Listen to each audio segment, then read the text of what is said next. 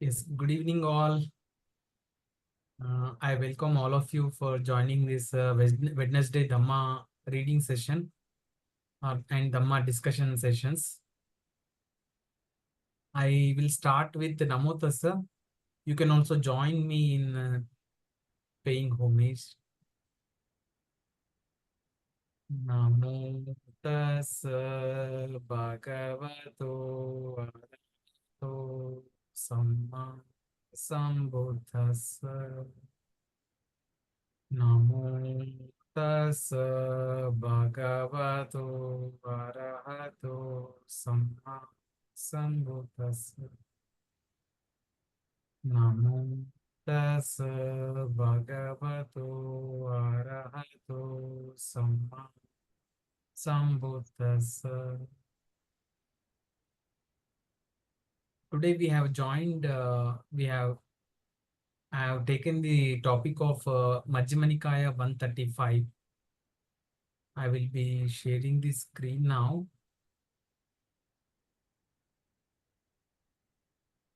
I think now screen is visible. Nanda madam, could you able to see the screen? Yes, sir, I can see it quite clearly. Thank you very much. Yes. Nanda madam, can you able to read if possible? Okay. Yes. 135, the shorter exposition of action. Thus have I heard, on one occasion, the Blessed One was living at Savatthi in Jeta Grove, Anathapindika Park. Then the Brahmin student Subha, Todeyya's son, went to the Blessed One and exchanged greeting with him. When this courteous and amiable talk was finished, he sat down at one side and asked the Blessed One, Master Gautama, what is the cause and condition why human beings are seen to be inferior and superior? For people are seen to be short-lived and long-lived, sickly and healthy, ugly and beautiful, uninfluential and influential, poor and wealthy, low-born and high-born, stupid and wise. What is the cause and condition, Master Gautama? Why human beings are seen to be inferior and superior? Student, beings are owners of their actions, heirs of their actions.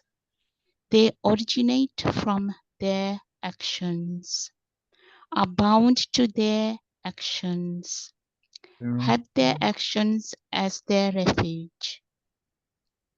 It is action that distinguishes between as inferior and superior. I do not understand in detail the meaning of Master Gautama's statement, which he spoke in brief without expounding the meaning in detail. It would be good if Master Gautama would teach me the Dhamma so that I might understand in detail the meaning of Master Gautama's statement. Yes. Then, Just I would like to explain here. Here. Here in one of the instance when Blessed One was living at Jitta's Grove in the Pentecost Park. The Brahmin, there was a Brahmin student, Subha. She went to Blessed One. She exchanged greetings and she started asking questions to Master Gautama. She was asking why human beings are inferior and superior.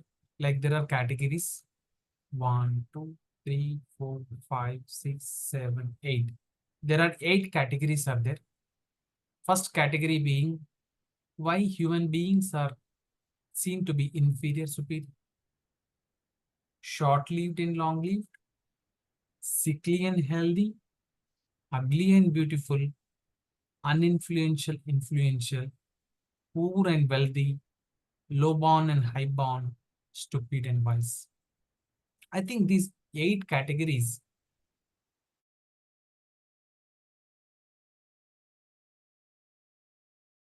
now we see, like in day to day also we see many people who seem to be inferior, superior, short-lived, long-lived, sickly, healthy, ugly, poor and wealthy, low-born, high-born, stupid and wise. Then again, they asked Master Gautama, the Subha asked, why human beings are seem to be inferior and superior. Then the blessed one says that action, action is the one thing that distinguishes between inferior and superior. The Buddha in general explains in a short form, but again the student asked, can you elaborate? In a similar way, the Subha asked Master Gautama, can you elaborate what you have said about the distinction between inferior and superior? Here, in one by one, the blessed one explains here. Yes, Nanda Madam, you can continue.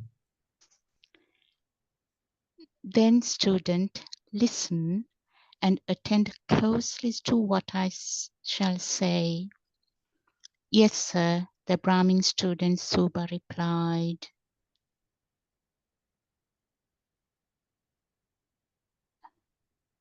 Can you The able to see, blessed madam? one, yeah, the blessed one said this.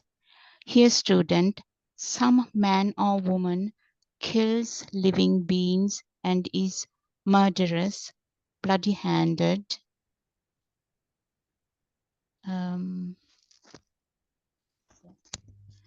given to blows and violence, merciless to living beings. Because of performing and undertaking such action on the dissolution of the body, after death, he reappears in a state of deprivation, in an unhappy destination, in perdition, even in hell. But if on the dissolution of the body after death he does not reappear in a state of deprivation, in an unhappy destination, in perdition, in hell, but instead comes back to the human state, then wherever he is reborn, he is short-lived.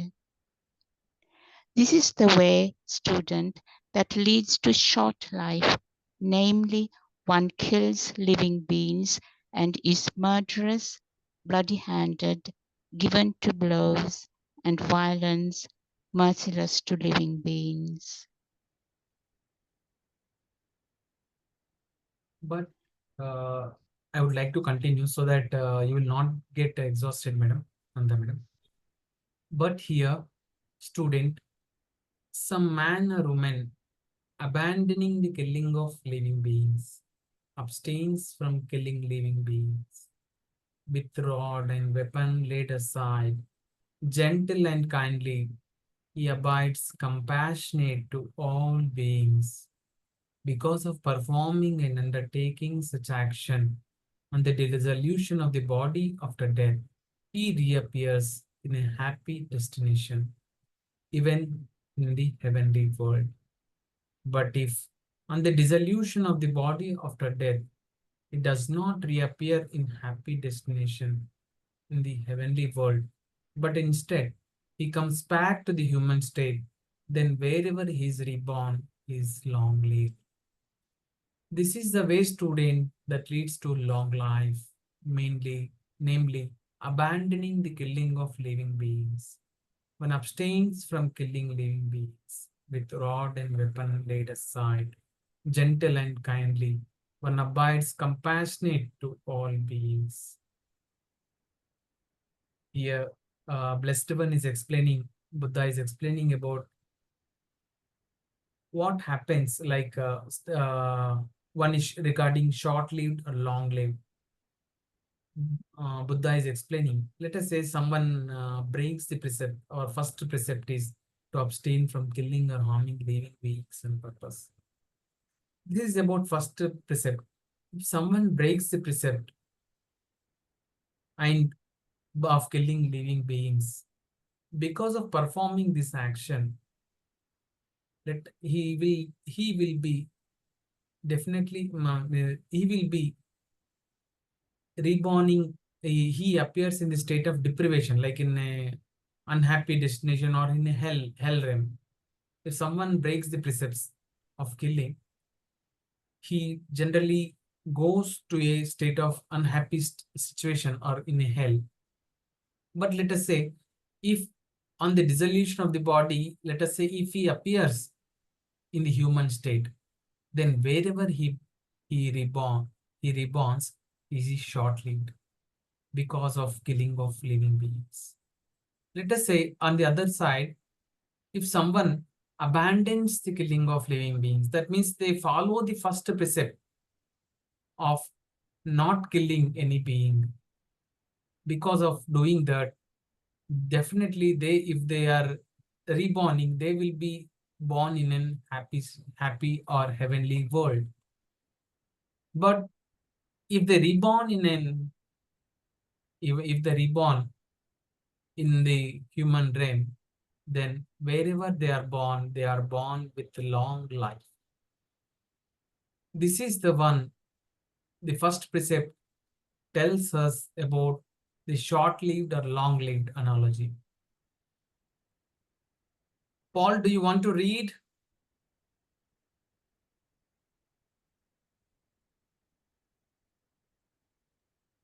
No, I'd rather You not. can take the opportunity to read, if possible. No, thank you. Okay, fine. I will do. Sindhu, do you want to read?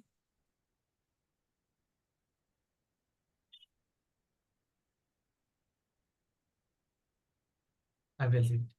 Here, student, some man or woman is giving to injuring beings with the hand, with a clod, with a stick, or with a knife. Because of performing and undertaking such action on the dissolution of the body after death, he reappears in a state of deprivation. But if instead he comes back to the human state, then wherever he is reborn, he is sickly. This is the way, student, that leads to sickliness.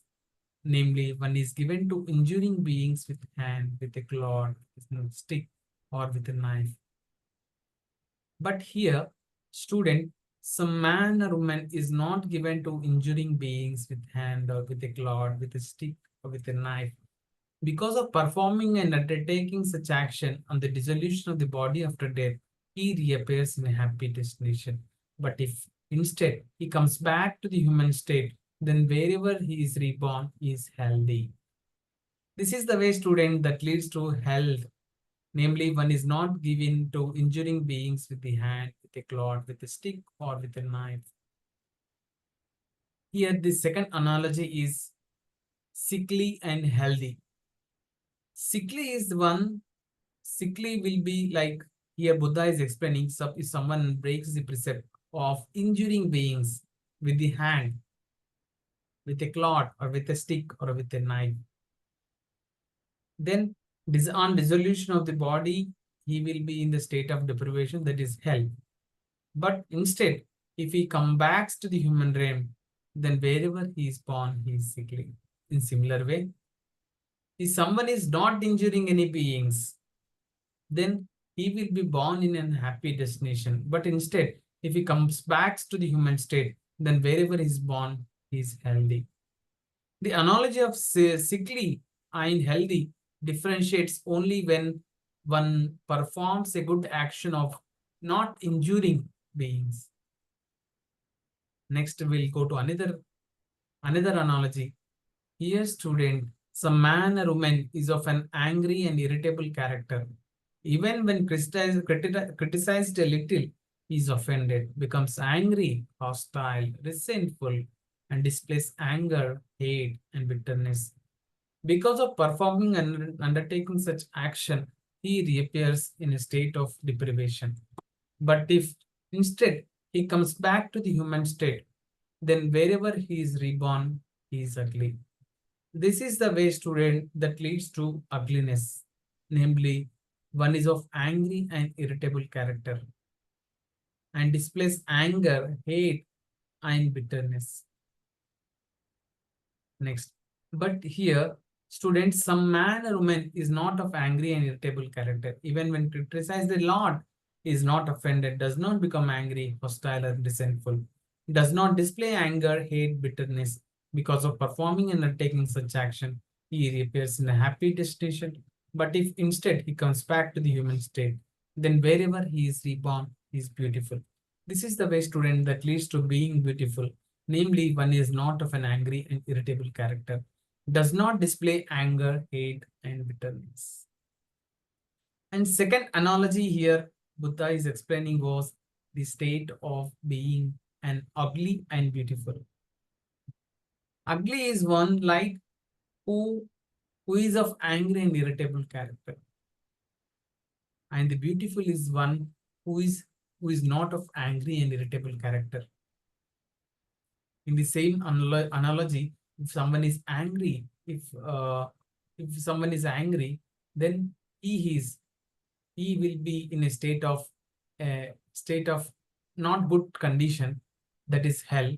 But instead, if he comes back to the human state, he will be reborn as ugly. In the similar way, if someone is not performing a good action, being not angry or irritable character, then he will be on the dissolution of the body of he will be in a happy destination. But let us say instead of heavenly realm, he comes back to human state, then wherever he is born, he is beautiful. And now we come to another analogy. Dear student, some man or woman is envious, one who envies, resents, begrudges the gains, honor, respect, reverence, salutation, veneration received by others. Because of performing, undertaking such action, he reappears in state of deprivation. But if instead he comes back to the human state, then wherever he is reborn, he is uninfluential. This is the way, student, that leads to being uninfluential. Namely, one is envious towards the gains, honor, respect, reverence, salutation, and veneration received by others. In similar way, but here, students, a man or woman is not envious. One who does not envy, resent, begrudge the gains, honor, respect, reverence, salutations, and veneration received by others. Because of performing and undertaking such action, he reappears in an happy destination. But if instead he comes back to the state, human state, then wherever he is reborn, he is influential. This is the way, student, that leads to being influential. Namely, one is not envious towards the gains, honors, respect, reverence, salutation, and veneration received by others. Here, Buddha is explaining about two things, that is influential and uninfluential. Uninfluential is the one who is having envy for having respect by others. Let us say, for example, I get very envy when someone get honors. This is not the quality. This is not the good quality. If someone does those quality of being envious of gaining of others, then wherever he is reborn, he will be in not a good destination. But if instead if he comes back to a human state, he will be uninfluential. Let us say in the other way, if someone is not envy of any gain, any respect, any honor, then wherever he is reborn after dissolution of the body, he will be in a happy destination. But let us say if he reborns in the human state, then wherever he is reborn, he will be influential. This is the quality of influential and uninfluential. Now comes the quality of generosity. Here, students, a man or woman does not give food, drink, clothing, carriages, car, land, sends unguents, beds, dwelling, and lamps to recluses or Brahmins. Because of performing undertaking such actions, he reappears in the state of deprivation. But if instead he comes back to the human state, then wherever he is reborn, he is poor. This is the way, student, that leads to poverty, namely, one does not go food, give food, and lamps to the recluses. But here, student, some man or woman gives food and lamps to recluses or Brahmins. Because of performing undertaking such action, he reappears in a happy destination. But if instead he comes back to the human state, then wherever he is reborn, he is wealthy.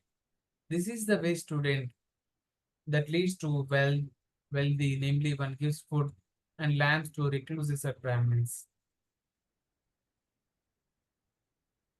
Here, the second analogy is like the difference of being a poor and wealthy. The difference is like poor person, like we see many people here in the world to be a poor. Based on the Buddha's context, Buddha says that one who does not have a generous quality, like not giving food, drink, clothing, are requisites to Brahmins or recluses, then after dissolution of the body, he will be in an unhappy destination. But let us say if he comes back to human state, then wherever he is reborn, he is poor. In similar way, let us say one gives food and all requisites to recluses or Brahmins, then after dissolution of the body, he will be born in a good destination. But let us say that if he reborns in the human state, then wherever he is reborn, he is a wealthy. Then next analogy being, here student, some man or woman is obstinate and arrogant. He does not pay homage to one who should receive homage. Does not rise up for one who is presence, he should rise up. Does not offer a seat to one who deserves a seat. Does not make way for one for whom he should make way. And does not honor, respect, revere, and venerate one who should be honored, respected, revered, and venerated. Because of performing and undertaking such action, he reappears in a state of deprivation. But if instead he comes back to the human state, then wherever he is reborn, he is a low born. This is the way, student, that leads to low birth, namely one is obstinate and arrogant and does not honor, respect, revere, venerate one who should be honored, respected, revered, and venerated. But here, student, some man or woman is not obstinate and arrogant. He pays homage to one who should receive homage, rises up for one in whose presence he should rise up, offers a seat to one who deserves a seat, makes way for one for whom he should make way, and honors, respects, reveres, and venerates one who should be honored, respected, revered, and venerated. Because of performing and undertaking such action, he reappears in a happy destination. But if instead he comes back to the human state, then wherever he is reborn, he is highborn. This is the way, student, that leads to high birth. Namely, one is not obstinate and arrogant, and honors, respects, reveres, venerates one who should be honored, respect, revered, and venerated. Here, just I would like to ask you, here the two phrases being asked is low birth and high birth, highborn, high birth. Sindhu, can you tell me the difference between low birth and high birth?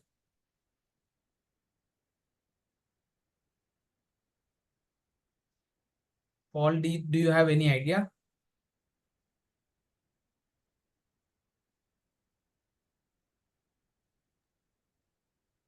I'm in seeing the the other UK, translation so that I can get a good idea of low birth and high birth. Because already earlier, like we have seen short-lived, long-lived. Whether it is asking what it is asking, I could not able to get. Paul, do you have any idea? well, in the UK, it's Low cost, okay. Here it is mentioned as low class family, eminent family. I understood now. I understood. Like it is what Buddha is trying to say is if someone is very arrogant and obstinate for not obeying for the things which we need to obey, then like examples Buddha was quoting, like we should respect our elders. Like someone comes, we offer a seat to elders. And if someone is wise, we will respect them. We should honor them. Like let us say, if we do not honor, respect them, then it is not good action which we are performing. If someone does this type of action, then wherever he bonds, he will be in a not he will be born in an unhappy destination. Because of this, he will be reborn in a low birth. Low birth is low class family, like low class family, we can say, like very poor family, we can say. And in another instance, if someone is not obstinate and arrogant, he is not arrogant and he pays homage to the blessed, he pays homage to the wise person. He rises up when he should rise up. He offers a seat. He honors, respects, reverence. If he does a good actions, then he will be reborn in a good, happy destination because of this action. But if instead he comes in a human state, he will be born in an high born in the sense, an eminent family. It's a very good analogy, like we need to perform very good actions for having a good moral life. Like following the precepts is the one thing which we can do. With this, we with this, I feel wherever if we continue to perform like having the precepts, maintaining the precepts, then even if we perform the actions, the like there's a statement like if we take care of Dhamma, Dhamma will take care of us. Taking care of Dhamma is following three things. Like following the precepts is the first thing, first basic precepts. Today's discussion is almost covering about the precepts. And second thing which we need to perform is performing the meditation, like practicing the meditation. And third one is cultivating wisdom. When we perform the of practicing precepts, then automatically will be motivated to do practicing the meditation. And if we practice the meditation, then wisdom develops. And both these are interrelated. When our wisdom develops, then we try to maintain our precepts, try and practice the meditation, and all are interrelated. It's very good thing that these teachings we have come up in this life and we have known about the importance of these precepts.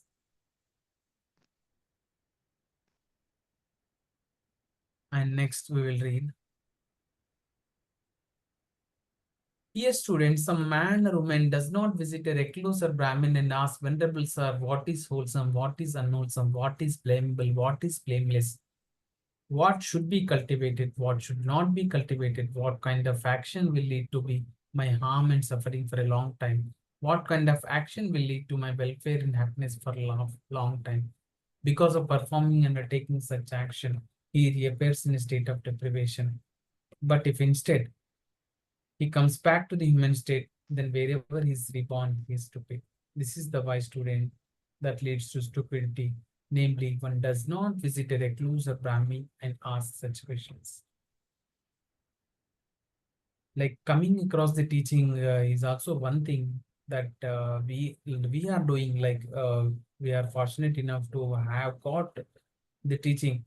We are in touch with this teaching, and we are in general asking the questions. We are fortunate. If someone does not do these things, then he will be he will be in a state of deprivation, and let us say he will reborns in a human state, he will be reborn as a stupid because of not visiting a recluse or Brahmin and asking such questions. In the similar way, if he performs, if he performs good actions, like he will be asking, he will be asking questions. He will visit Brahmins or recluses. Recluses or Brahmins, the one which I feel it is to be is a wise person's. Then wherever if he reborns, he will be reborn in a happy destination. And let us say if he reborns in a human state, he will be reborn in a wise, because this is the way the student that leads to wisdom. One visits a recluse or Brahmin and asks questions. Now we have rest. The student, the way that leads to short life makes people that the way that leads to short life makes people short-lived. The way that leads to long life makes people long life. The way that leads to sickliness make people sickly.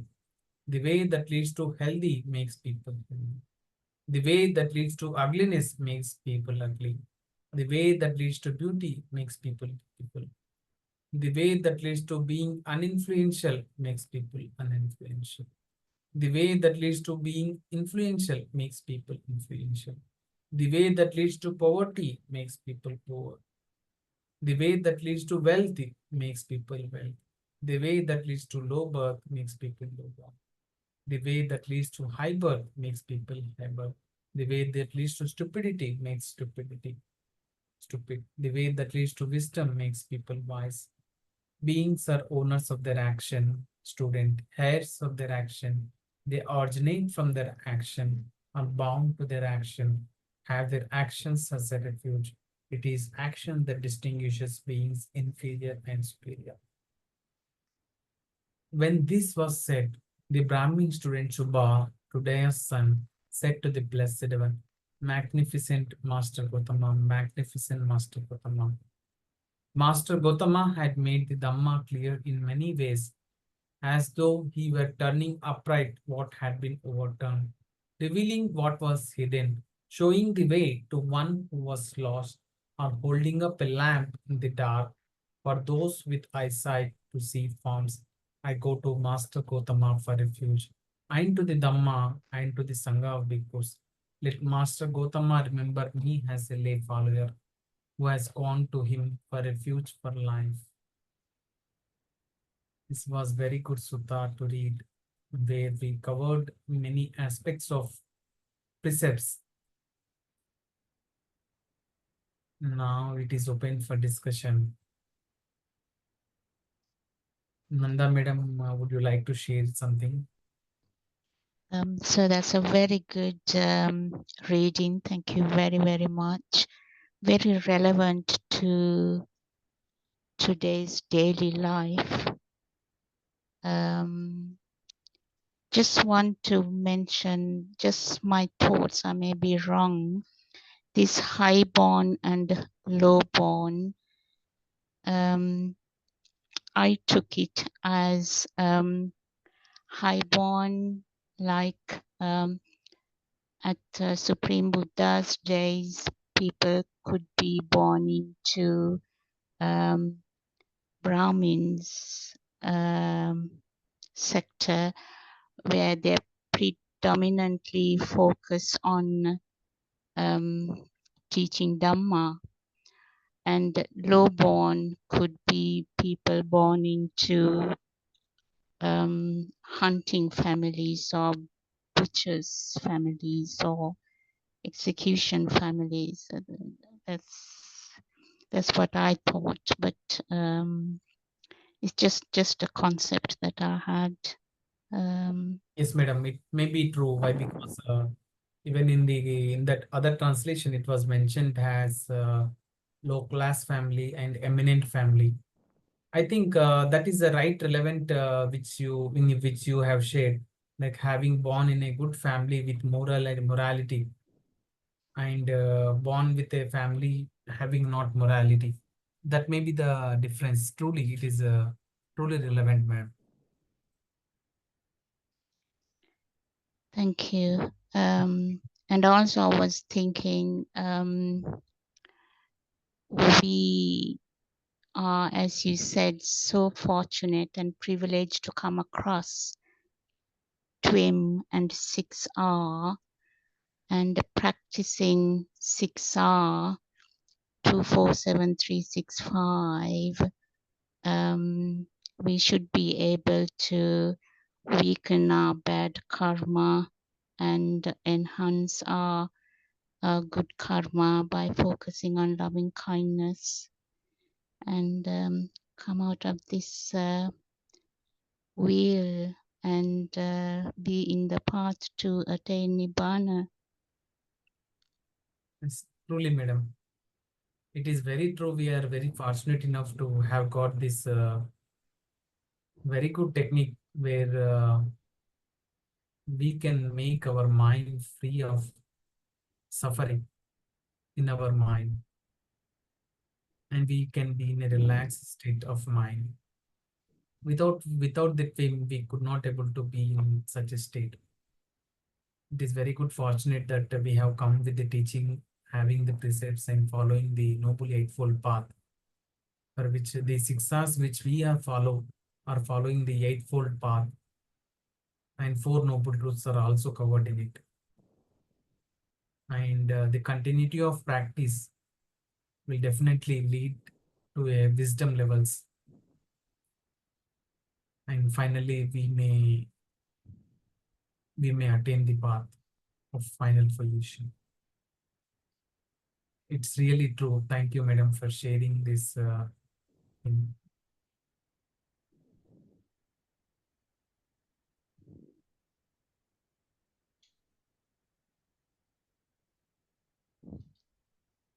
And Paul, do you want to share, Paul?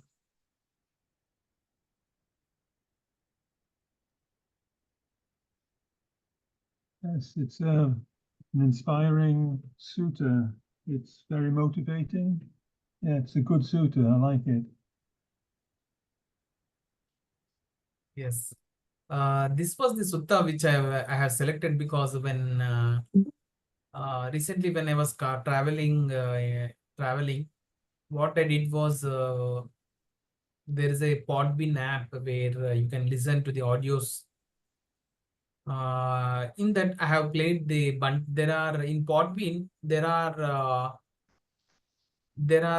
audio files of Dhamma Sukha film teachings where I played Bante Unran's Sutta reading of MN 135. Then I got thought to have reading this Sutta. It's very good Sutta, very basic Sutta, having with a good actions, which tells about.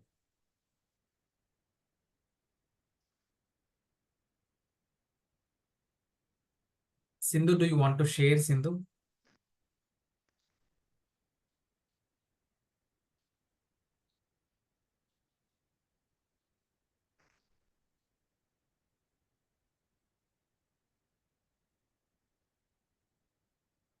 And Gopinath, do you want to share? Gopinath, sir?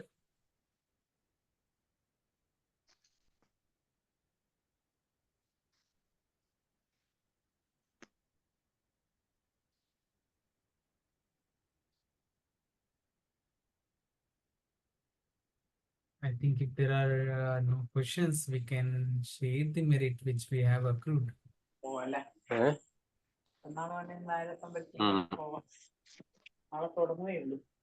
Gopinath, sir, you want to share, sir?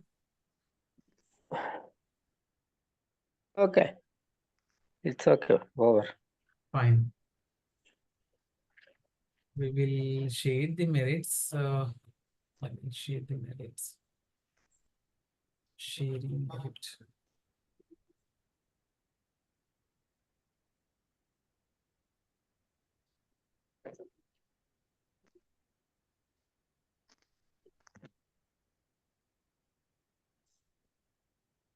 I'm sharing.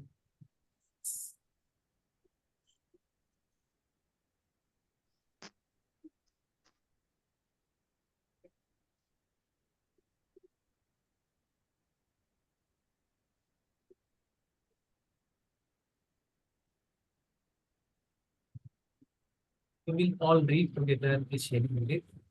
Not join reading, but with all your lyrics, shape with all beings. We start now. May suffering ones be suffering free, and the fear struck fearless be. May the grieving shed all grief, and may all beings find relief. May all beings share this merit that we have thus acquired for the acquisition of all kinds of happiness. May beings inhabiting space and air, devas and nagas of mighty power, share this merit of ours. May they long protect the Buddha's dispensation. Sadhu, sadhu, sadhu. I thank everyone for joining this session, and I wish all beings be happy, all be happy. Thanking you.